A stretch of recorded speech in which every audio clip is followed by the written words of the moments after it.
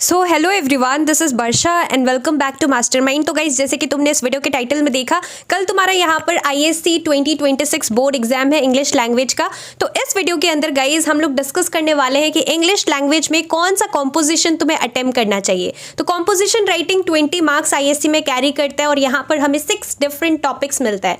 6 topics में से तुम्हें यहाँ पर कौन सा सूटेबल है, कौन सा करना चाहिए। What are the 6 topics? सबसे पहले तुम्हें एक नरेटिव का क्वेश्चन मिलता है, एक डिस्क्रिप्टिव का मिलता है, एक आर्ग्यूमेंटेटिव का मिलता है, एक रिफ्लेक्टिव का होता है, एक तुम्हारा यहाँ पर जो है क्वेश्चन रहता है जिसमें कि यहाँ पर एक्सपोजिटरी रहता है कॉम्पोजिशन। दैट मीन्स 1 वर्ड दिया रहता है और उसके बेसिस पे हमें कॉम्पोजिशन राइटिंग करना पड़ता है, और लास्ट वाला स्टोरी वाला रहता है। So out of these 6 topics हमें यहाँ पर कौन सा अटेम्प्ट करना चाहिए। सबसे पहले गाइज मैं तुम्हें बता दूं कि तुम्हें यहाँ पर जबकि तुम्हें बोर्ड का क्वेश्चन पेपर मिलेगा, please read the questions carefully and within the first 15 minutes that will be provided to you. तुम्हें यहाँ पर डिसाइड कर लेना है कि कौन सा कॉम्पोजिशन राइटिंग, कौन सा एसे तुम करने वाले हो। मैं तुम्हें यहाँ पे सजेस्ट करूंगी सबसे पहले तो सारा टॉपिक्स रीड करना, और जो टॉपिक के लिए तुम यहाँ पर जो टॉपिक तुम्हें मोस्ट सूटेबल लगे और जो टॉपिक तुम्हें ऐसा लगे कि तुम्हारे दिमाग में बहुत सारा पॉइंट्स है वो टॉपिक के लिए, वही टॉपिक हमें यहाँ पर अटेम्प्ट करना है।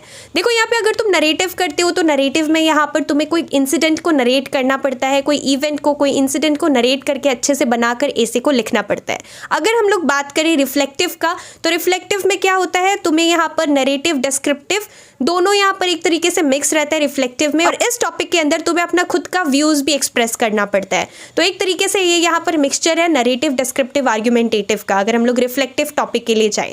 अगर हम लोग बात करें आर्ग्यूमेंटेटिव का, so you already know, class 10 में भी आर्ग्यूमेंटेटिव तुमने किया है। फॉर या अगेंस्ट रहता है, तुम या तो आइदर फॉर लिख सकते हो या अगेंस्ट लिख सकते हो।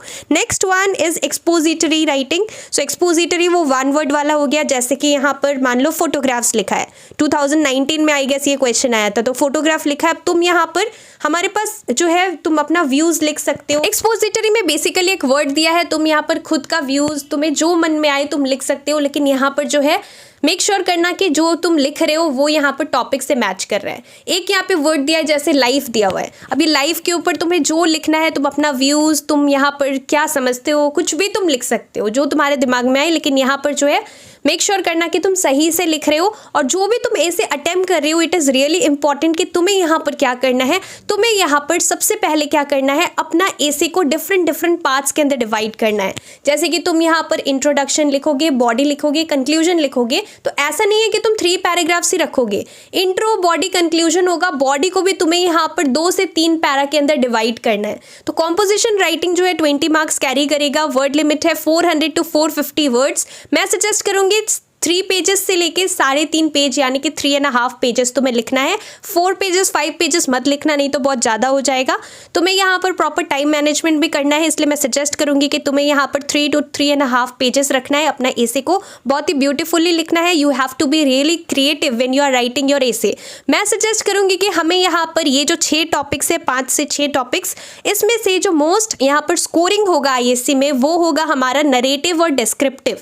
नरेटिव टॉपिक या तो तुम डिस्क्रिप्टिव कर सकते हो, क्योंकि यहाँ पर जबकि तुम नरेटिव और डिस्क्रिप्टिव करते हो तो इसमें तुम यहाँ पर क्या कर सकते हो, तुम्हें यहाँ पर खुद का ओपिनियन लिखना पड़ता है। एक इंसिडेंट तुम नरेट कर रहे हो, इसमें यहाँ पर बहुत लेस चांसेस होता है कि यहाँ पर तुम्हारा कुछ भी मार्क्स डिडक्ट हो। तो सिंपल सा अपना एसे रखना, मेक श्योर करना कि तुम यहाँ पर सबसे पहले ट्राई करो नरेटिव या फिर डिस्क्रिप्टिव करने का, बट अगेन टॉपिक पर डिपेंड करेगा। तो ये टोटली टॉपिक के ऊपर है, ऐसा नहीं कि मैंने तुम्हें बोल दिया नरेटिव करना है या डिस्क्रिप्टिव तो तुम नरेटिव या डिस्क्रिप्टिव ही कर रहे हो। पहले सारा टॉपिक्स रीड करना, जो तुम्हें ईजी लगे वो करना है। बट येस, अगर तुम्हें नरेटिव का टॉपिक सही लगे या फिर डिस्क्रिप्टिव का टॉपिक सही लगे तो तुम्हें इसको पहले करना है, मतलब ये वाले टॉपिक के लिए ट्राई करना। नहीं होगा तो फिर तुम कोई भी कर सकते हो।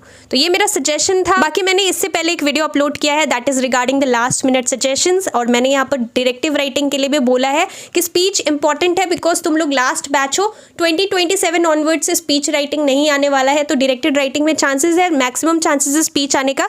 बाकी तुम्हारा बुक रिव्यू भी आ सकता है, या फिर तुम्हारा यहाँ पे अगर हम लोग बात करें SOP भी आ सकता है, बिकॉज काफ़ी टाइम से नहीं आया है। आर्टिकल उतना ज़्यादा इंपॉर्टेंट नहीं है। So that's all for this video guys. अच्छे से एग्जाम देना। All the very best for your English language board exams. Thank you.